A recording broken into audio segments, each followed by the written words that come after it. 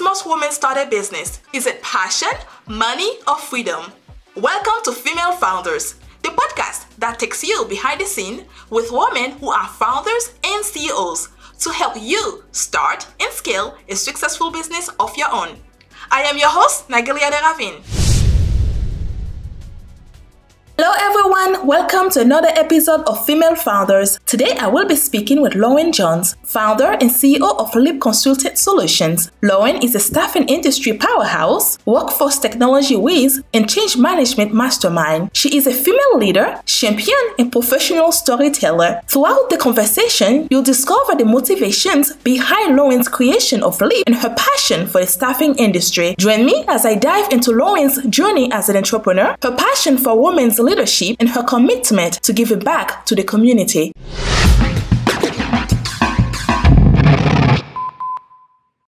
Good morning, Lauren, and welcome. You are a change management expert and the founder of Leap Consultant Solutions. I'm looking forward to dive into your background and expertise. So, with decades of experience as a thought leader in staffing, you decided to go into entrepreneurship with a leap of faith.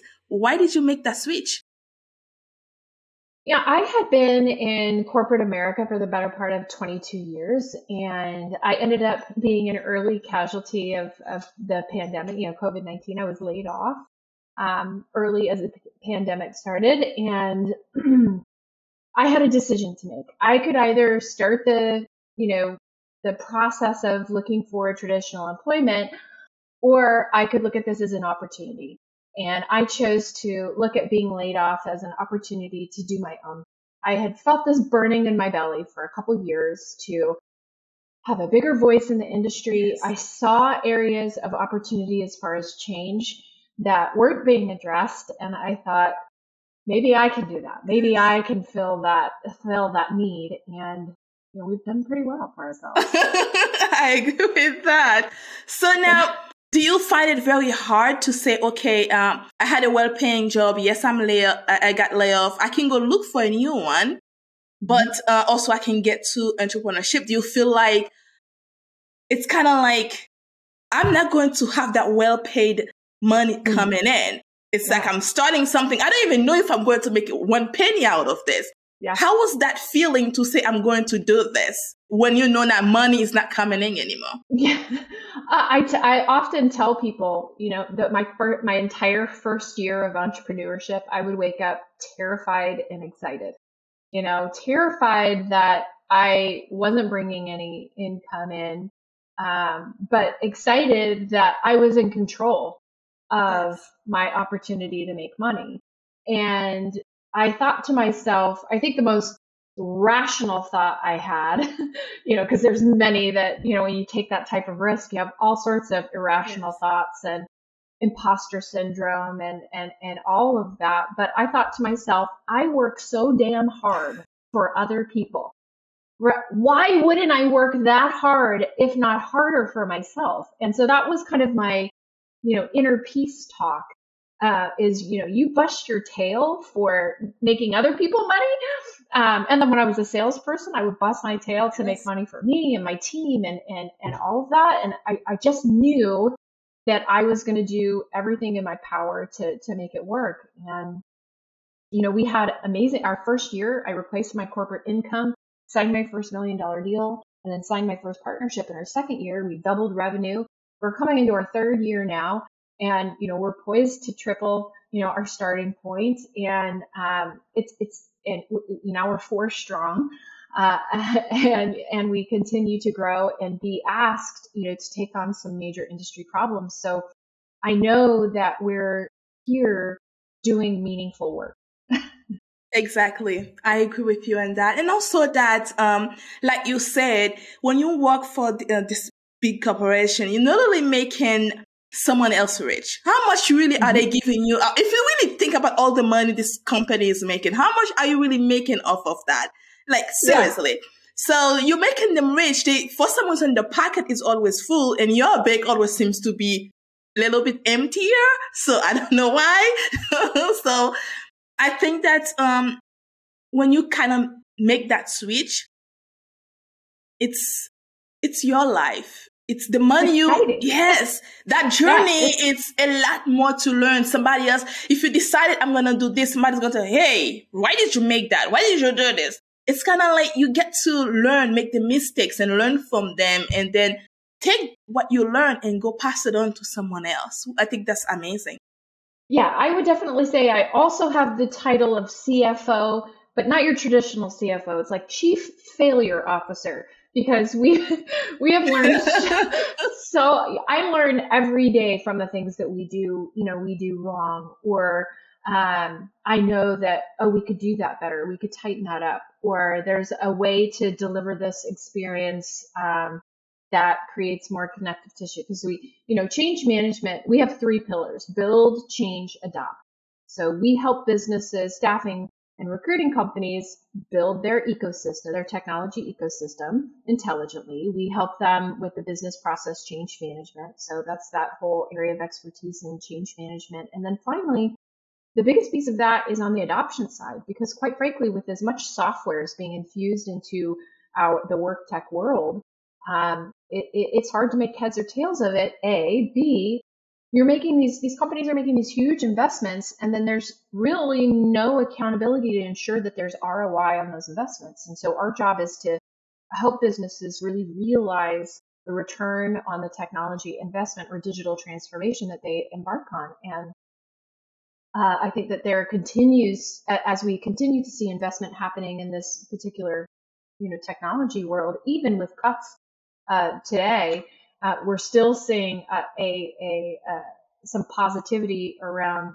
this world on the technology side. So we feel good about, or at least I feel good about our decision to stay in this world and continue, to lead through these unknown, sort of uncharted waters. Everybody's walking into 2023 going, what, what's happening? There's a little bit of instability that everybody is feeling. So, that's an interesting conversation. Oh, hell yes. So now, let's talk a little bit about Leap Consulting Solution. You are the founder and the CEO. So what is the company all about, and what are the services that it offers? Sure. So Leap Consulting focuses on 3 areas of opportunity in our industry. So the first is that build side. So agencies come to us, and usually with the desire to change. We know that we need to scale, or we want to grow, and we know technology is going to help us enable that. And so we'll help them. We believe that your tech stack, that's what we call it, that your tech stack can be built around your mission, vision, and values. The technology that you purchase should be a representation of your core values.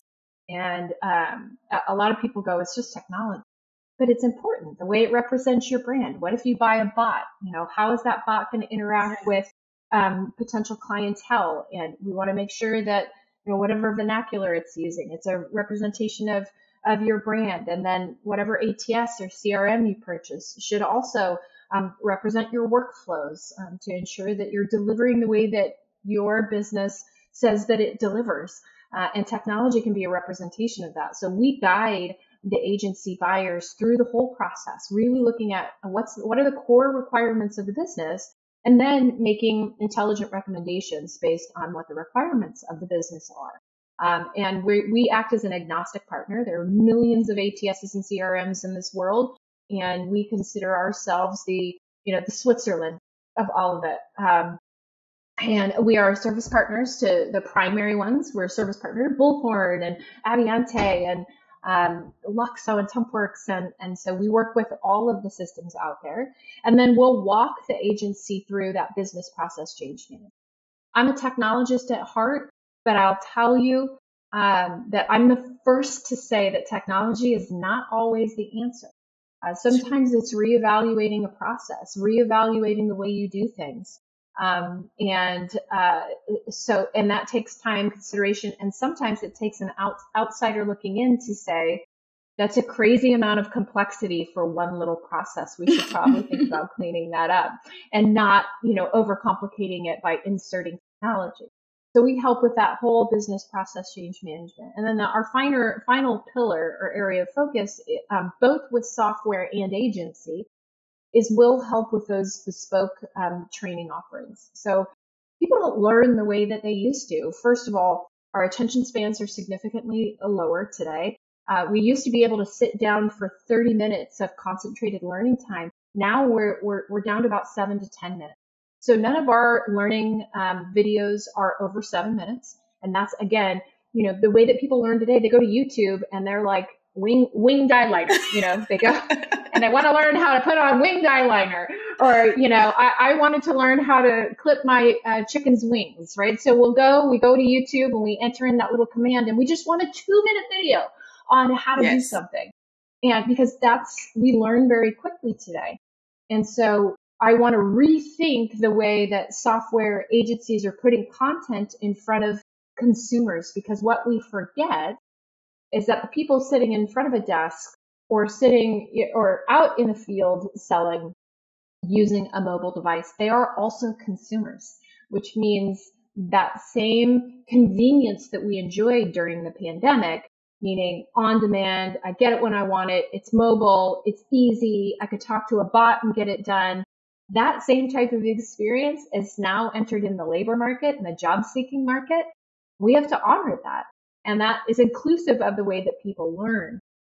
And so making them tangible, short, meaningful bites of information to help get that return on investment. That's sort of our ultimate pillar at Leap. So we'll help you build, we'll help you change, and then we'll actually help you adopt through a new way of learning. Wow. So do you have to learn all of this? Because I know there's a lot of CRM, and for us, we use Dynamics by Microsoft, which is one of the hardest one to learn how to use. Do you have to learn every single one of them to be able to guide your clients? Yeah, we're super users in almost all, in the primary. So yeah, I mean, we also do some light configuration. But yes, we're super users in most of the tools that we're helping customers through. If we're not a super user, we'll go become a super user. So if they're like, we just took on a customer that had Loxo, we were not super users, so we just went through that. And quite frankly, once you've used software in this world, it becomes easier and easier. But we've just now become super users in Loxo. And so yeah, if there's something that we're helping a customer deliver, and we don't know how to use it, we will damn well learn how to use it. That's a lot of learning, Lauren. That's a lot of learning. It is. So now, do you provide your services only within the United States, or is it also anywhere in the world? No, we're global. So we've had customers in the UK, in New Zealand, Asia Pacific. So we're all over. Primarily right now, I'd say right now, with the exception of 2 of our 22 customers, we're hovering between 21 and 23 customers. So I say 22 because we have some come in and go out. But I'd say about 90% of them are U.S. based, and I think that's yes. And I think that's just where we are right now, and for no other reason other than that's who's in that's your hometown. Yeah, that's who's got demand right now. But yeah, we service the global staffing world. Would you say that it's anywhere from a small business to $1 million millions dollars of company, or do you focus just in a certain type of business? It's a great question. We service all shapes and sizes. So we've helped the startup. I love startups because I was a startup myself. So I have, they have a really soft place in my heart because I want to see them be successful. So we've worked with the, average agency startup. We've worked with the mid-sized firm from 20 million to 100 million. And then we work with enterprise firms from 100 million and beyond. Typically for the enterprise firms, we're coming in for existing projects or innovation improvements or a change management consultation, because normally enterprise firms have some semblance of organization, work structure, and function. And so a lot of times it's coming in and they're asking for an outsider's opinion on a specific segment of business, or if they're verticalizing or expanding, something like that will come in for those special projects. But we've done a 19 brand, 18 country rollout for a large technology. So we're very familiar with the enterprise space. That's a lot of work. It is a lot of work. That's why we're growing our teams. So, yeah, it is a lot of work, but it's fun work for us. Yes, but and I think the best part about it is the fact that it's you that created it. It's something that you created from your heart, and now you're watching it just blooming out. Every year it's getting bigger and bigger. That is a surreal. I'll tell you, that's the surreal part of the whole thing, is to see something that you were by yourself as a solopreneur, um, and now it's out there in the world, and you've got other people. Yes. It can be overwhelming, but super fun. I think for me, it was a little bit scary, and I know that I needed to hire staff, but also I knew that I was kind of like, that's a big responsibility. It's not just me. But now it's kind of in 2023 to look back from when I started Woman in 2016 to look right now. Oh, I have staff. I have people. I have help. I have support. I have this. I help so many different type of people. I work with this type of people. It's just amazing to see it like coming along. I know there's a lot more work to get done, but it's just amazing to see it all coming together. You were not expecting it. You were expecting to be on your own, doing your own little things, and you just see that thing just like branching out. So many other people want to be part of it, and it's amazing. And I love meeting other women that's doing the exact same thing. It's like we are doing things out there, and people better watch out, because we are not just sitting being a mom or being a wife or just doing nothing. We are doing amazing work. Well, and that's where the book was inspired. So, I wrote a book in partnership with 14 other women on about helping other women rise in our industry. And you're exactly right. It's such a fulfilling feeling, particularly as a female. We know today that the pandemic set us back to the 80s as far as women participating in the workplace. So women like you, women like me, who are building enterprises where we can help other women. Yes. I think for me, in addition to the technology work that we do, that part is the most meaningful to me, is giving back. Because I know, I didn't have a wonderful experience in corporate America as a woman. I'll just put it out there. It wasn't a great experience, whether it was, overly aggressive women in the workplace, fighting back. I don't know why there's this mentality of, well, it took me 12 years to become a VP, so it's going to take you 15, like punish the I don't know. The punished becomes the punisher. What is that? I have no idea. Even today, I still don't understand it, because at the end of the day, the newcomer, you're supposed to help the newcomer, not putting the newcomer down to the ground. Like, no, You're not getting my position. No, you're not even going to get close to me, because I don't even want you there. It's not a competition. It's like, it's not a competition there's enough to go around, first of all. Second of all, and I think, part of the women not supporting women, and I've talked about this before in keynotes and what have you, is part of that, I think, was situational. There weren't enough board spots. There was, maybe one token female spot on a board. And so, everybody was clamoring for the one spot. So I get, before, a few years ago, when we didn't have as much exposure to these issues, that women were clamoring for the one role. So a little bit of situational. So I give a little bit of grace there. But now, we are starting to see women rise. I think last year, 2021, was a huge year for women opening their own businesses.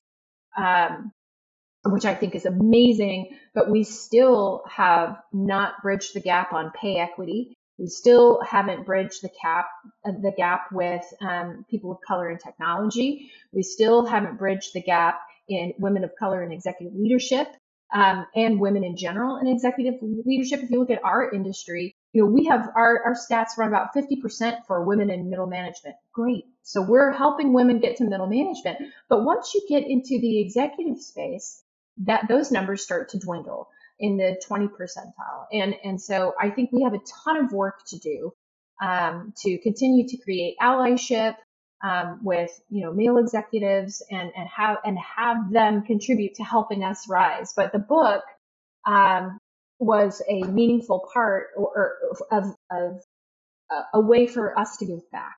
So all of the proceeds from the book go back to the American Staffing Association, which is one of our largest associations, and they have a scholarship fund to help women specifically attend these conferences, get exposure to executive leadership. And we were able to sponsor 6 scholarships in 2022 for women in our industry.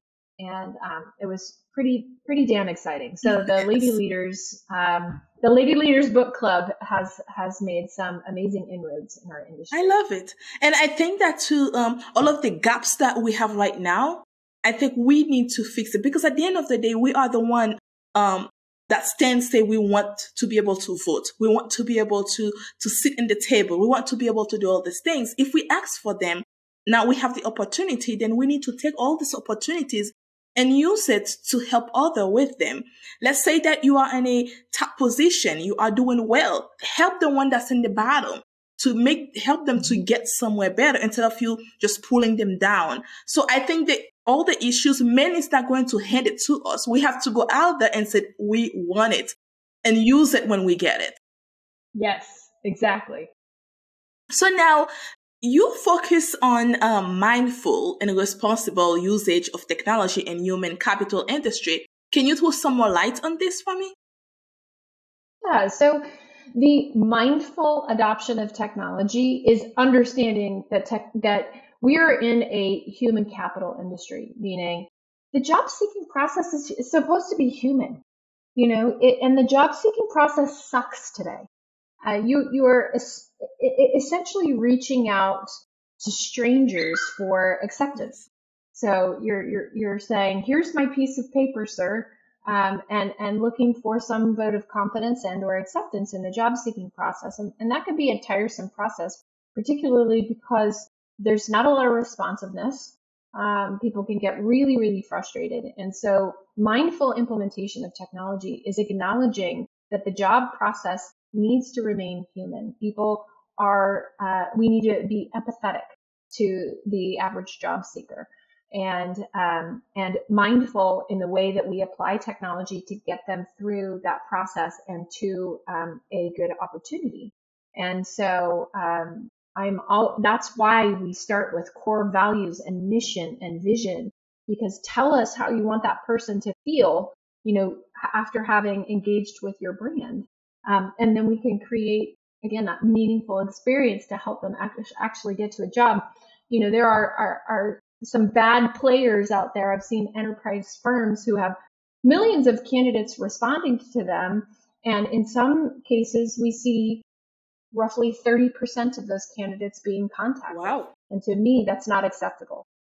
Every candidate, if they're expressing interest in your brand, I feel like you have a responsibility to respond to them in some sort of meaningful way. And so that mindful implementation of technology is just acknowledging the fact that the job seeking process is overwhelming, emotional, and it's safe.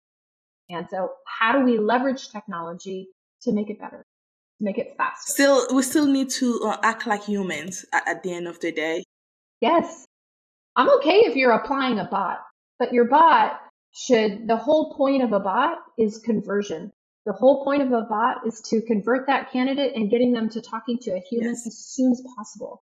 So that's what I am, particularly focused in on, is making sure whatever that touch point is, whether it's a bot, that it's all to reduce the friction in the process to get them to a human as fast as possible. I love that idea. So with all the awards that you won, you also have faced challenges as a woman entrepreneur, not to say a male-dominated industry. So now, can you tell us about some of the roadblocks that you face when starting your own business? Oh my gosh. I think the roadblocks that I've started as a business, just bootstrapping a business is hard, and bootstrapping a business and getting the exposure. But you know what? I have been so supported by women in this industry. And I'll tell you, my first 3 customers were part of the Lady Leaders Book Club. Those are the women that we wrote Together We Rise with. And so there's been this outpouring of support, particularly from women in the industry, to help me, make a success of this business. So, I don't necessarily, I look at roadblocks like little challenges. I don't think that right now we're being asked to do a lot. And so now we're actually considering raising money, going out and raising a little bit of capital, to bring back to the organization.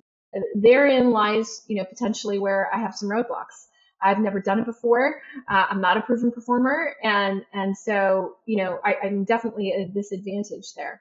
But the women in the industry, a handful of women in the industry have been exceedingly supportive in lead consulting, and I am forever grateful. So those little challenges, they're going to come. Yes. And I think that's what other, young entrepreneurs need to know, is that the problems aren't going to disappear just because you open your own business. The problems are going to continue to come in. It's how you're going to tackle them, and make progress over perfection.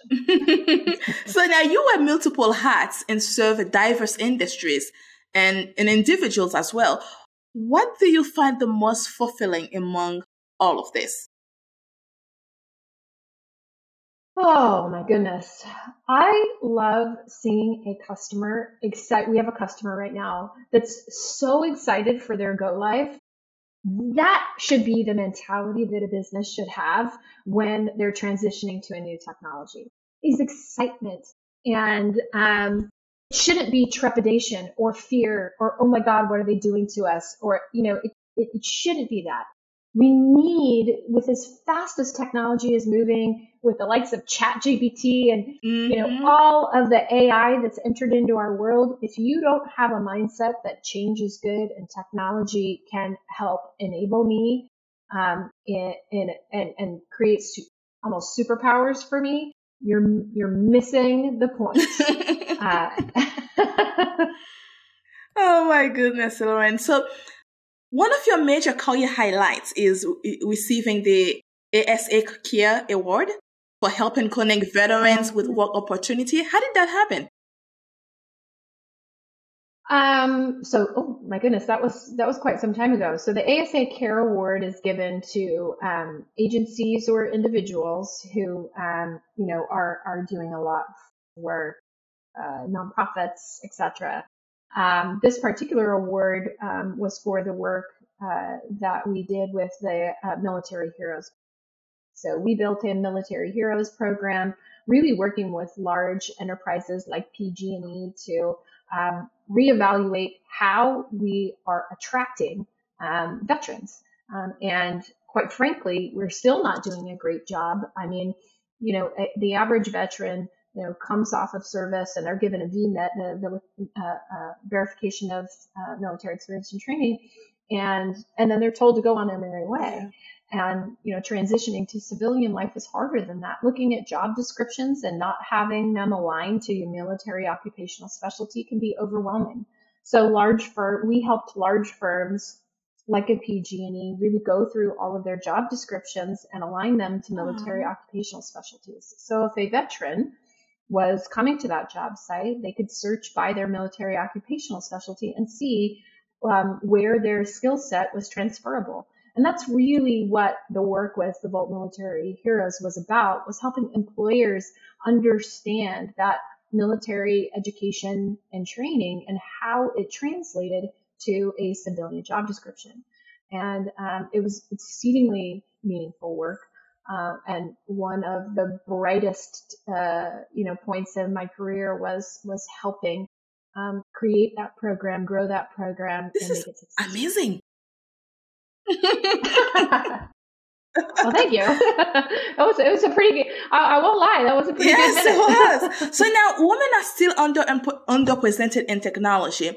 How do you encourage young minds to take up the field if they are interested in it?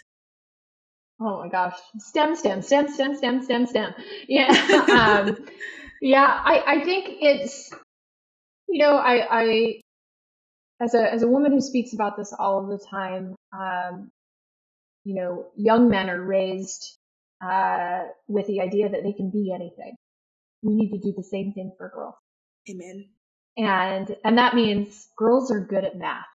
Girls are good at science. Girls are good at whatever they damn well want to be good at. And that's the way we need to empower them. And the more that we can help them see that math isn't just for boys and science isn't just for boys, and start young with confidence and possibility. I think that's where it starts. And then we have to continue to nurture that as we have, Gen Z entering into the workforce. Millennials are going to be 75% of the workforce by 2025. Again, Gen Zs are right behind them, and millennials are in buying positions. They're in leadership positions. And so we have to encourage women in particular to take risks. Yes. We are a more risk averse species. So yeah, we need to take a little bit more risk. Yes, absolutely. And then you know what? It's starting with you because you took one yourself. I did. I bet on myself. Yes. The scariest thing I've ever done. Terrible. Hey, you made it, duh. You made it. I'm here. I will have arrived. I don't know when I will have arrived, but right now I'm feeling very good about where we are. You are in your journey, and I think that where you are in the journey, you then made it, because with the pandemic hit, a lot of businesses closed. They didn't know what to do, especially as women. We close our doors. We have to stay home with the kids. We have to take care of the kids. We have to homeschool the kids, and we had no choice. We had to make the hardest decisions of our lives. And for some of us that actually made it, it's a big success because we made it. We did it. We survived the pandemic as a woman. And I don't think people realize how much we pulled on our shoulders during the pandemic. It was a lot. So all I can say is kudos to all our women out there, because we did. We did. We did it. We did it. We got kicked in the tail for sure. And a lot of us are still home because of it. But all I'll say is we still have work to do. Yes, we still have work to do. Does that mean just because we fight the pandemic and we won, doesn't mean we stop there? Right. That's where I am. Yes. We fight the pandemic and we're through it. But now we need to really, really focus on getting more and more women back into the Exactly. workforce. So now I know you also have a podcast, right? Can you tell us a bit about it? Yes, it's the You Own the Experience podcast. It's where technology and people in the industry and those conversations merge. I have an amazing co-host and ally in Robert Mann. And we have a ball. So we talk about leadership. We talk about technology. We talk about diversity, equity, and inclusion. We talk about training and change management, all of the things that we're talking about in our industry. And we talk with other, professionals in the space, contradicting opinions. We love a good arguversation. But the podcast has continued to grow its listenership. And so we are definitely having a great time with it. We've built a great community around YOE. And also I listened to it as well. And also you have given great content as well. Yeah, we have some good banter for sure. So before I let you go, any advice would you give to women who want to start out on their own? Do it. I wish I had done it sooner. So if you're thinking about it, it doesn't need to be perfect. I think that's the advice that the one really meaningful thing that I learned my first year is action over perfection all day long. And because I'm a recovering perfectionist. So that's what I say. I'm a recovering perfectionist. And I understand today that simply taking action makes you different. Because a lot of people, a dream without a plan is just a wish. And so if you are thinking about doing it, you can do it. And then, in regards to helping other women rise, if you see something, say something. Meaning, if you see something inappropriate, if you see something, or if you're sitting in a room and another woman would be amazing for said opportunity, call their name out in that room, even though they're not there. So my advice to women is We are more powerful when we are together. And I make every woman who comes to my speaking engagements make a pledge. And that pledge is I commit to one deliberate act a day to help another woman rise. So my advice to entrepreneurs is help other women rise and take the risk and bet on yourself. I don't have anything to add to that, Lauren. Thank you so much for this opportunity to actually have the conversation with you. And I appreciate what you are doing, especially that you are in an industry that is dominated by male, and you are working yourself through it very hard. And you are making example for other women to follow, for young girls to say, hey, she's doing it, I can too. So we need more of that in this world, and creating that example is great for the next generation. And I appreciate what you do. Well, thank you so much for having me and for having this conversation. I appreciate you. So thank you. Thank you for listening to Female Founders Podcast. That's it for this week's episode. Be sure to follow us on your favorite podcast app or connect with us on womel.com so that you don't miss our next episode. See you next time. Bye for now.